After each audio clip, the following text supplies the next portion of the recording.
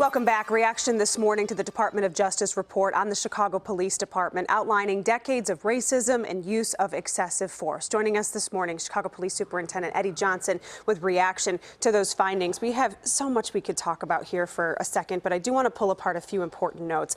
I was shocked yesterday listening to the live interview with Loretta Lynch and hearing her say that at one point the training video for incoming officers was 35 years old. Did you have any idea about that? No, actually I didn't. And it's difficult to hear the organization that you've been with for 28 years of your life criticizing that in that fashion. But no, I didn't know that. But those are some of the things that we're looking for to correct.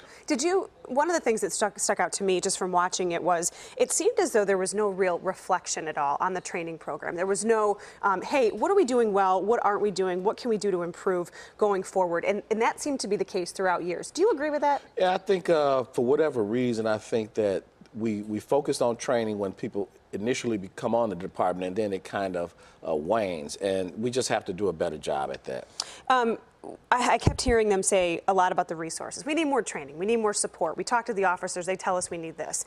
The first thing I kept thinking is, I don't know how you do that in a city that has no money. What's your reaction to that? Well, we're going to have to find the money because we owe it to the officers to give them the best training possible, and we owe it to the citizens of Chicago to ensure that these officers are highly trained. Do you think that you'll be able to go to the mayor and say, hey, the Department of Justice says that we need all this stuff. Can you give us more money? Or does it come down to cuts, in your opinion? Well, this is what I can tell you. The mayor and I have had several conversations over the last 8 months regarding CPD, and he has been very supportive, and the funding that I've asked him for to this point, he's given us. So, and I expect that to continue. And, you know, that report actually gives us even more foundation to ask for funding. So training is so very important for any organization. Sure. So we just have to do a better job at doing it. Some people say that this report was very quick. It took 13 months to complete. It came in the last week of President Obama's office, and we all know that possible Attorney General nominee Senator Jeff Sessions, when he takes office, he doesn't like federal oversight.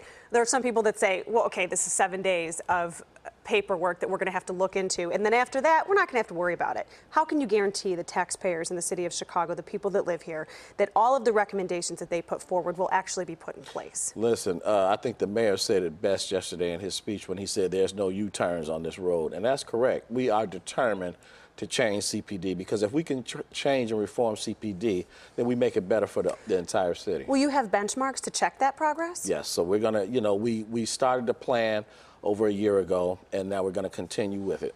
And one quick thing that I want to end with on morale.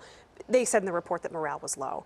Did this help or hurt morale, do you think? I think that we as an organization, we knew this was coming, so we had started preparing and embracing ourselves for it. So I think that, but when you look at that report, when you get the opportunity to review it, what you'll find is a lot of the issues raised and a lot of the recommendations came from the rank and file officers. So these are things that they're asking us to do for them. So in that respect, I think that they are relieved that it came out so that they can get better training, because they want to be the best. Quick yes or no answer to this.